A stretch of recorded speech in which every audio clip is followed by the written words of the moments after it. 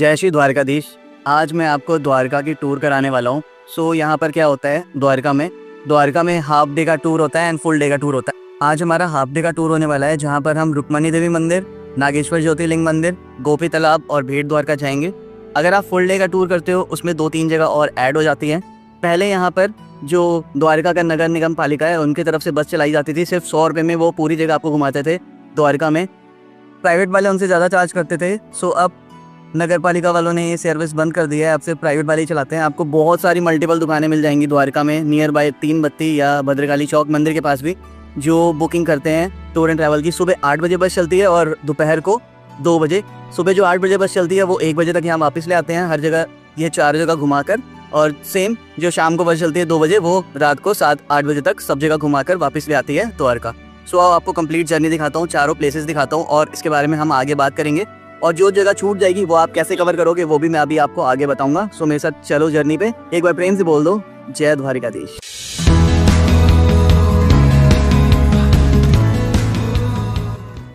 Half day का द्वारका दर्शन आप bye बस जब करेंगे तो आपको बस में एक टूर गाइड भी दिया जाएगा। वो आपको हर जगह जाने से पहले उस जगह के बारे में संपूर्ण स्टोरी और सारी जानकारी देगा, जिससे आपको उस जगह को घूमने और उस जगह को दर्शन करने में आसानी होगी।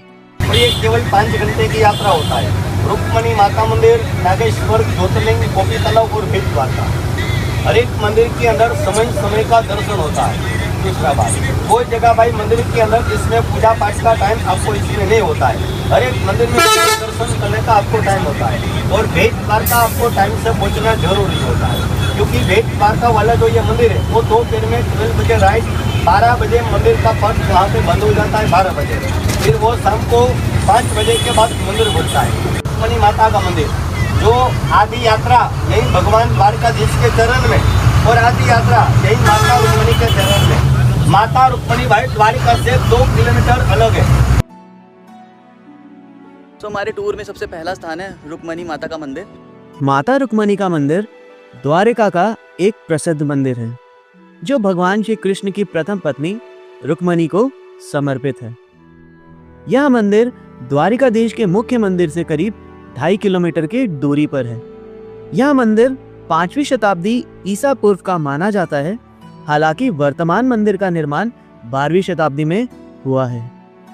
इस मंदिर से कई पुरानी कथाएं जुड़ी हुई हैं। मंदिर की स्थापना शैली देखते ही बनती है। इसका विशाल शिखर दूर से ही ध्यान खींचता है।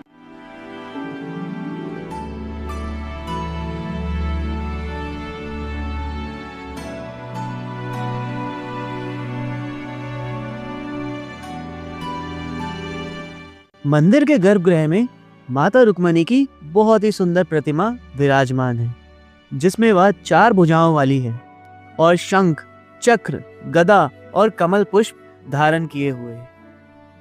एक पौराणिक कथा के अनुसार श्री कृष्ण दुर्वासा ऋषि को अपना कुल गुरु मानते थे।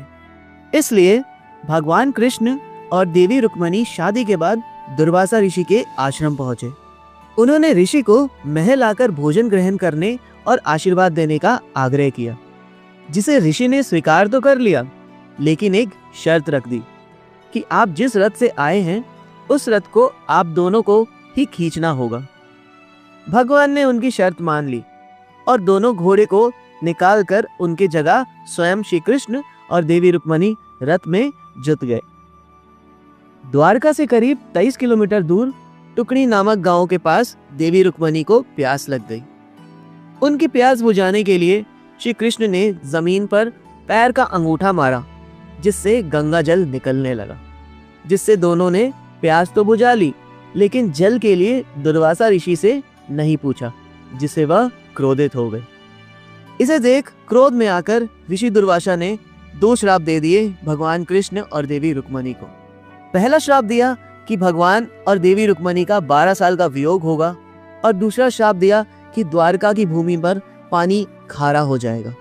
इसी वजह से देवी रुक्मणी के भगवान द्वारकाधीश की पटरानी होने के बावजूद भी उनके निवास के लिए अलग से मंदिर बनवाया गया।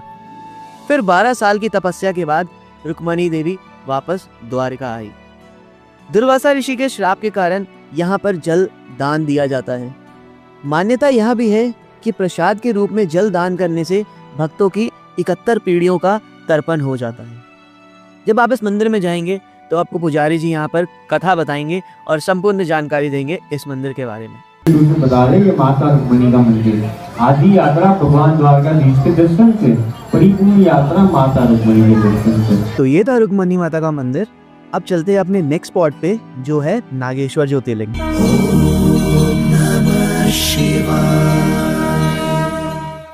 हमारे टूर में जो सेकंड स्पॉट है वो है नागेश्वर ज्योतिर्लिंग। तो आओ अंदर चलते हैं, आपको भोलेनाथ के दर्शन कराता हूँ और आपको क्या महिमा है इस मंदिर के बारे में वो भी बताता हूँ। जय भोलेनाथ। श्री नागेश्वर ज्योतिर्लिंग भगवान शिव के 12 ज्योतिर्लिंगों में से 8वें स्थान पर स्थित है। नागेश्वर का अर्थ होता है नागों के स्वामी, इसलिए नाग दोष से पीड़ित लोग यहाँ आकर पूजा करते हैं। मंदिर की वास्तुकला गुजरात शैली की है। इसके नकाशीदार स्तंभ और गुंबद इसे एक अद्भुत रूप देते हैं। मंदिर का निर्माण विभिन्न कालों में हुआ है, जिसके कारण इसमें प्राचीन और आधुनिक शैली का मिश्रण देखने को मिलता है। शिवरात्रि का पर्व यहाँ पर बहुत ही धूमधाम से मनाया जाता है। नागेश्वर ज्योतिर्लिंग द्वारका से करीब 17 किलोमीटर की डिस्टेंस पे है। सो आप यहाँ से मंदिर में एंटर करोगे, अंदर मंदिर में जाओगे। नॉर्मल डेज में मतलब लाइन चलती रहती है, ज़्यादा भीड़ नहीं होती, आराम से आपका 10-15 मिनट में दर्शन हो जाएंगे। हाँ, अगर आपको अभिषेक करना है तो उसके लिए पर्ची कटानी पड़ती है, फिर लाइन लगेगी, क्योंकि अंदर गर्भगृह में 4-5 लोग इकट्ठे जाते हैं एंड देन वहाँ पे पूजा और अर्चना होती है। सो उसके लिए आपको लाइन में खड़ा होना पड़ेगा, वेट करना पड़ेगा अपने नंबर के लिए। देन आपके अंदर बारी आएगी, वो आपको अंदर अभी दिखाता हूँ, आप चेकआउट करो। नागेश्वर ज्योतिर्लिंग का इतिहास बहुत ही पुराना है। पौराणिक कथाओं के अनुसार एक बार राक्षस दारुका ने शिव भक्त सुप्रिया को कैद कर लिया था। सुप्रिया ने लगातार भगवान शिव का जाप किया, जिससे प्रसन्न होकर भगवान शिव ने दारुका का वध किया और यहाँ पर स्वयं प्रकट हुए। इस स्थान पर नागेश्वर ज्योतिर्लिंग की स्थापना हुई। और भी बहुत सारी पौराणिक कथाएं इस मंदिर से जुड़ी हुई हैं।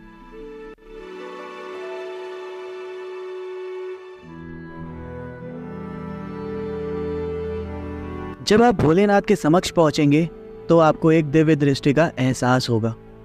भोलेनाथ के दर्शन करके मानो आपका जीवन धन्य हो जाएगा। शिवलिंग के ऊपर एक चांदी की लेयरिंग है, जिससे आप ओरिजिनल शिवलिंग को टच नहीं कर सकते हैं।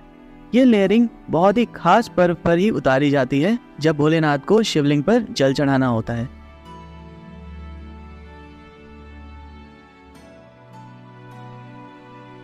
ये है मंदिर का एंट्री गेट। लाइनों से होते हुए आप आगे पहुंचेंगे, जहां पर आप भोलेनाथ के दर्शन करेंगे। और जब आप दर्शन करके बाहर आएंगे तो ये एग्जिट गेट से आप मंदिर के बाहर चले जाएंगे। अगर आपको जल अभिषेक या पूजा अर्चना करनी है तो आपको इस काउंटर से टोकन लेना होगा, फिर आप जाकर पूजा अर्चना या जल अभिषेक कर सकते हैं। नागेश्वर ज्योतिर्लिंग न केवल एक धार्मिक स्थल है, बल्कि एक ऐतिहासिक और सांस्कृतिक महत्व का स्थल भी है। यहाँ आकर न आप केवल धार्मिक शांति प्राप्त कर सकते हैं, बल्कि गुजरात की संस्कृति और वास्तुकला का भी आनंद ले सकते हैं। तो अगर आप द्वारका आ रहे हैं तो नागेश्वर ज्योतिर्लिंग जरूर आइएगा, 12 ज्योतिर्लिंगों में से एक भगवान शिव के दर्शन करने के लिए। सो मेरे पीछे नागेश्वर ज्योतिर्लिंग है, आपने मंदिर के दर्शन किए। नागेश्वर ज्योतिर्लिंग द्वारका से करीब 17 से 18 किलोमीटर की डिस्टेंस पे है। सो अगर आपको जल अभिषेक करना है तो आपको अलग से आना पड़ेगा, क्योंकि यहाँ पे बस वाले टाइम नहीं देते हैं जल अभिषेक करने का। इनको हाफ डे में 4 जगह घुमाना होता है, इसलिए ये बोलते हैं बस दर्शन करके आ जाओ। अगर आपको जल अभिषेक करना है तो आपको अपनी पर्सनल व्हीकल करनी पड़ेगी या पर्सनल व्हीकल से आना पड़ेगा अगर आपको जल अभिषेक करना है। जल अभिषेक कैसे होता है मैंने आपको अंदर प्रोसीजर समझा दिया। अब चलते हैं अपने नेक्स्ट स्पॉट पे जो है गोपी तालाब। तो आइए चलते हैं Gopi Talab. So this is the third spot in our list जो है गोपी तालाब।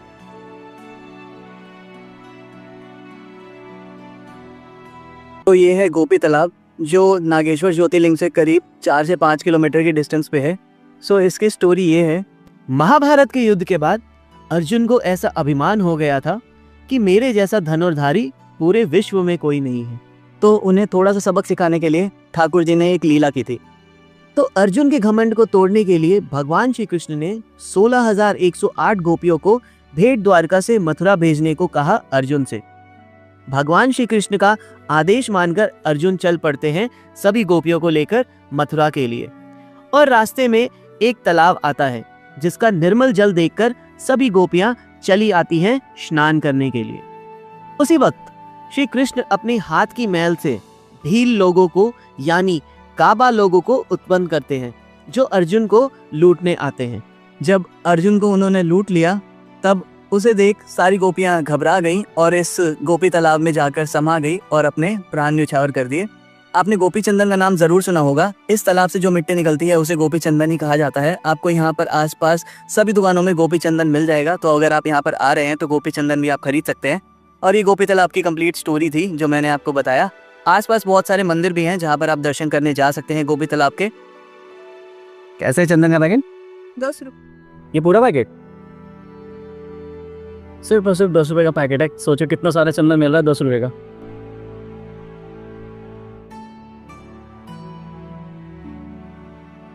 गोपी तालाब के पास है श्री गोपीनाथ जी का मंदिर जो काफी पुराना मंदिर है। यह मंदिर 5000 साल से भी अधिक पुराना तीर्थ धाम है। इसे अर्जुन कुंड के नाम से भी जाना जाता है। यहाँ पर बहुत ही सुंदर प्रतिमा है गोपीनाथ जी की।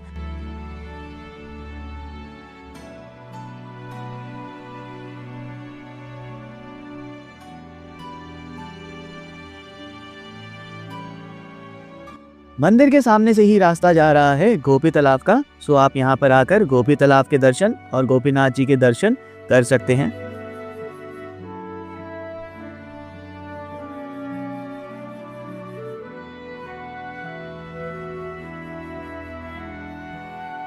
जब आप दर्शन करके निकलेंगे मंदिर से तो आपको बहुत सारी दुकानें मिल जाएंगी और यहाँ पर बहुत सारे दूसरे अन्य मंदिर भी हैं जहाँ पर आप दर्शन कर सकते हैं। ये था गोपी तालाब। अब चलते हैं अपने नेक्स्ट स्पॉट पे जो है भेट द्वारका। घाट नदी के ऊपर समस्त पितरों का नाम लेते और अपना फली पिंडदान किया जाता है चुगली जाती है।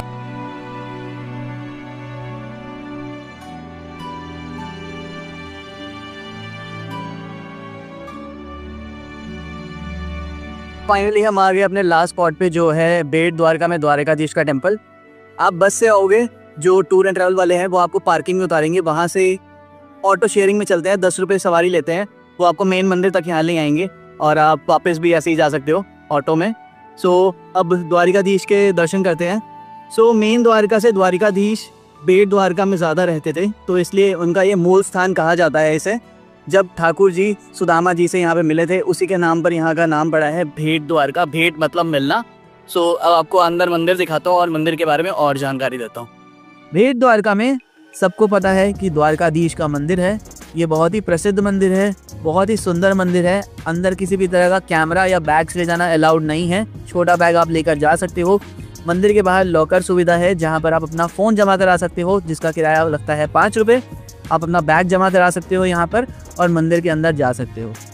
भेट द्वारका में जो द्वारकाधीश का मंदिर है वो सुबह 7:30 बजे से लेकर दोपहर 12:30 बजे तक और शाम को 4:30 बजे से लेकर रात को 8 बजे तक खुला रहता है। दोपहर को 12:30 से लेकर 4:30 के बीच में मंदिर बंद रहता है। आप इस बात का ध्यान रखिएगा। माना जाता है कि द्वारका में अपने शासन के वर्षों के दौरान भेट द्वारका भगवान श्री कृष्ण का वास्तव निवास स्थान था। ऐसा कहा जाता है कि भगवान अपने परिवार के साथ भेट द्वारका में रहते थे। इस स्थान का नाम भेंट या उपहार के नाम पर पड़ा है क्योंकि भगवान श्री कृष्ण अपने मित्र सुदामा से इस स्थान पर मिले थे। द्वारका में जो द्वारकाधीश का मंदिर है वहां पर जो स्वरूप है ठाकुर जी का वो भेट द्वारका के द्वारकाधीश मंदिर से थोड़ा अलग है। भेट द्वारका में जब द्वारकाधीश के मंदिर में भोग लगता है तो मंदिर के कपाट थोड़ी देर के लिए बंद किए जाते हैं। ये जो आपको भीड़ दिख रही है ये वही है, नहीं तो लाइन चलती रहती है और भक्तों के दर्शन आराम से होते रहते हैं। मंदिर के बाहर निशुल्क भोजनालय है जहां पर प्रतिदिन दोपहर 12 बजे से लेकर 2 बजे तक निशुल्क भोजन मिलता है। अगर आप दोपहर के वक्त भेट द्वारका जा रहे हैं तो निशुल्क भोजनालय में जाकर भंडारा रूपी प्रसाद जरूर प्राप्त कीजिएगा।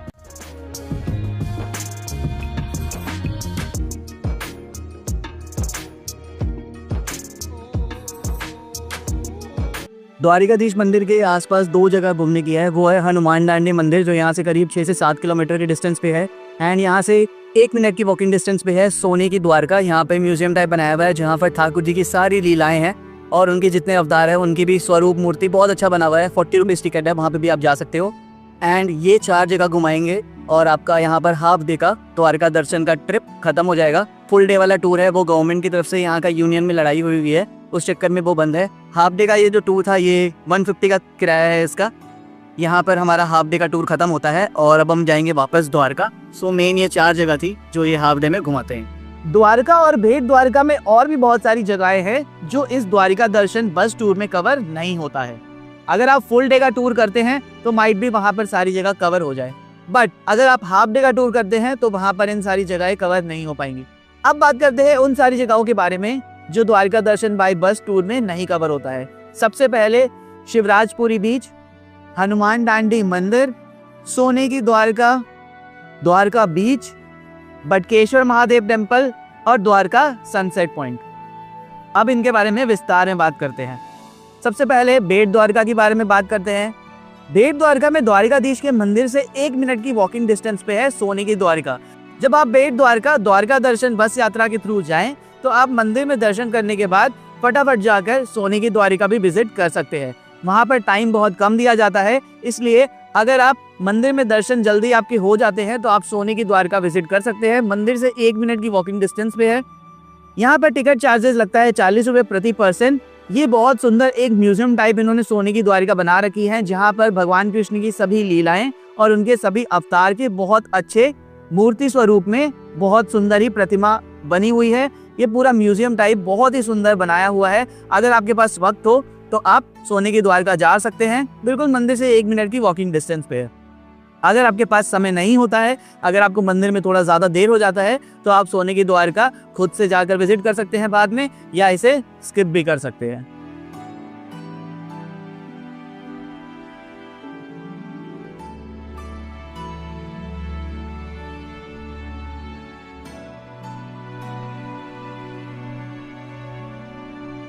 दूसरी जगह जो बेट द्वारका में है वो है हनुमान डांडी जी का मंदिर, जिसे मगरध्वज मंदिर के नाम से भी जाना जाता है। हनुमान डांडी मंदिर बेट द्वारका द्वारिकाधीश मंदिर से करीब 6 किलोमीटर की डिस्टेंस पे है। यहाँ तक आपको अपना पर्सनल ऑटो करके या प्राइवेट शेयरिंग ऑटो करके जाना पड़ता है। द्वारका दर्शन बाई बस करेंगे तो आपको बिल्कुल समय नहीं मिलेगा यहाँ तक जाने के लिए, क्योंकि यहाँ तक जाकर आने में करीब 1 से 2 घंटे का वक्त लगता है। तो आपको द्वारका से बेट द्वारका फिर से खुद से आना पड़ेगा और बाद में हनुमान डांडी जाना पड़ेगा अगर आपको हनुमान डांडी जी के मंदिर जाकर दर्शन करना है तो। ये मंदिर है हनुमान जी का, जिसे हनुमान डांडी के नाम से जाना जाता है क्योंकि यहाँ पर पूरे भारतवर्ष में ये इकलौता मंदिर है जहाँ पर हनुमान जी और उनके पुत्र मगरध्वज की प्रतिमा स्थापित है। हनुमान डांडी मंदिर से करीब 1 किलोमीटर की डिस्टेंस पे है 84 धूनी। माना जाता है कि 84 साधुओं ने तपस्या की थी यहाँ पर और उनका देहांत हुआ था, इसलिए इसे 84 धूनी कहा जाता है। यहाँ के अग्निकुंड को पवित्र माना जाता है और इनके दर्शन करने से ही लाखों योनियों के चक्र से मुक्ति मिलती है। जब आप हनुमान डांडी मंदिर जाएं तो 84 धूनी भी जरूर जाइएगा। अब बात करते हैं शिवराजपुरी बीच की। शिवराजपुरी बीच द्वारका से करीब 12 किलोमीटर की डिस्टेंस पे है। यहाँ तक पहुँचने के लिए फिर से आपको अपनी पर्सनल 2 व्हीलर रेंट पे करना पड़ेगा या पर्सनल व्हीकल करनी पड़ेगी, या ऑटो आप बुक करके आ सकते हैं यहाँ तक। ये one of the best beaches है इन द्वारका। बहुत ही साफ सुथरा, बहुत ही सुंदर बीच है। अगर आपको वाटर स्पोर्ट्स एक्टिविटी करनी है तो आप यहाँ पर जरूर जा सकते हैं। यहाँ पर scuba diving, paragliding, parasailing, banana boat ride, ATV ride, camel ride, horse riding, बहुत सारी एक्टिविटीज होती हैं। वाटर स्पोर्ट्स एक्टिविटीज भी होती हैं। ये आप इनके प्राइस लिस्ट देख सकते हो। ये सारी एक्टिविटीज होती हैं शिवराजपुरी बीच में। तो अगर आपको वाटर स्पोर्ट्स एक्टिविटी करनी है तो आप शिवराजपुरी बीच जा सकते हैं। अगेन यहाँ पे आपको खुद से ही जाना पड़ेगा। अगली जो जगह है वो है द्वारका का सनसेट पॉइंट, जिसे द्वारका चौपाटी भी कहा जाता है, और यहाँ पर बटकेश्वर महादेव टेम्पल भी है। यहाँ पर आप शाम के वक्त जाए। बटकेश्वर महादेव टेम्पल और सनसेट पॉइंट द्वारका का द्वारका से करीब 2 किलोमीटर की डिस्टेंस पे है। यहाँ पर आप बाई वॉकिंग भी जा सकते हैं या आप शेयरिंग ऑटो करके भी जा सकते हैं। ये द्वारका मंदिर के बिल्कुल पास में ही है। हो सके तो आप बटकेश्वर महादेव टेम्पल शाम के वक्त जाए। यहाँ पर शाम पे वातावरण बहुत ही अच्छा रहता है। सनसेट के लिए ये बेस्ट जगह है पूरे द्वारका में। दो जगह है जहाँ से आप बेस्ट सनसेट व्यू एंजॉय कर सकते हैं। पहला शिवराजपुरी बीच, दूसरा बटकेश्वर महादेव टेम्पल, जिसे द्वारका का चौपाटी भी कहा जाता है। यहाँ से सामने आपको दिख रहा होगा लाइट हाउस, यहाँ से लाइट हाउस भी दिखता है। पहले लाइट हाउस में जाने में अनुमति थी, अब बिल्कुल बंद हो गया है। लाइट हाउस में कोई भी नहीं जा सकता है, इसलिए आप वहां पर जाके अपना समय ना व्यर्थ करें, यहीं से ही दूर से लाइट हाउस देख ले। अगर आपको जाना है तो आप जा सकते हैं बाहर से देखने के लिए लाइट हाउस को। अगली जगह है वो है गोमती घाट। द्वारकाधीश मंदिर के बैक साइड में है गोमती घाट। गोमती घाट तो आप विजिट कर ही लेंगे, गोमती घाट में स्नान करने सब जाते ही है। गोमती घाट बहुत लंबा है, आप इसको वॉक थ्रू करके जाएंगे बिल्कुल एंड तक। आप गोमती घाट के बिल्कुल एंड तक जाएंगे, वहां पर गोमती घाट का और समुद्र का संगम हो रहा है। वहां पर एक मंदिर भी है, आप उस मंदिर में जा सकते हैं दर्शन करने के लिए। और वहीं बैक साइड में द्वारका का पूरा बीच है जो काफी दूर तक फैला हुआ है। आप थोड़ी देर अगर शाम में आपको जाना है तो वहां पर जाकर आप वॉक कर सकते हैं, वहां पर बैठ सकते हैं और समुद्र का मजा ले सकते हैं। तो ये सारी जगह थी जो द्वारका दर्शन में कवर नहीं होता है। यहाँ तक जाने के लिए आपको खुद से जाना पड़ेगा, या आपको पर्सनल ऑटो या कैब करनी पड़ेगी जाने के लिए, या फिर आपको इन सारी जगहों को मिस करना होगा अगर आपका बजट अलाउ नहीं करता है तो। द्वारका दर्शन हाफ डे टूर बुक करने के लिए आप एक दिन पहले अपनी बुकिंग करा लें, जिससे बस में आपको सीट्स आराम से मिल जाएं। सीजन के टाइम पर जब बहुत ज्यादा भीड़ रहती है तो बसेस के टिकट मिलना मुश्किल हो जाता है, इसलिए आप एक दिन पहले अपनी बुकिंग करा लें, जिससे आराम से आपको बस में सीट मिल जाए। जब आप हाफ डे द्वारका दर्शन का टूर कराएंगे तो आपको एक ऐसे स्लिप मिलेगा जिसमें आपका नेम और सारी डिटेल्स होंगी, जिससे आपको कोई दिक्कत ना हो बाद में। भद्रकाली चौक जो द्वारकाधीश मंदिर से करीब 700 से 800 मीटर की डिस्टेंस पे है, यहीं से सारी बसेस निकलती हैं द्वारका दर्शन के लिए। तो आपको यहाँ तक आना पड़ेगा अगर आपको द्वारका दर्शन का हाफ डे का टूर करना है। अगर आपका होटल या धर्मशाला नियर बाय है तो आप बाय वॉकिंग भद्रकाली चौक तक आ सकते हैं।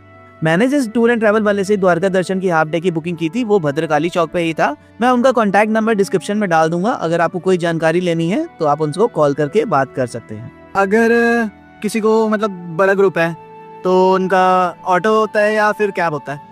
दोनों हो। और क्या चार्जेस रहते हैं? ऑटो का 1500, ऑटो का 1500 और कैब का? कैब का कितने नंबर? मतलब 5-6 लोग हो गाड़ी से? 4 मेंबर का 2500 रुपये। 4 मेंबर का 2500। और अगर कोई बड़ा टूर आ रहा है, जैसे हमारा भी दिसंबर में टूर आना है, तो पूरी बस करता है तो उसका क्या सीन रहता है? पर पर्सन के हिसाब से लेते हो उसमें भी? नहीं, पूरा बस। पूरा बस का? और उसका क्या साइड रहता है? 9000। 9000। कितने सीट रहते हैं? 56 सीट। 56 सीट रहती है, 9000। इसमें पूरे जगह घूमोगे 10 जगह।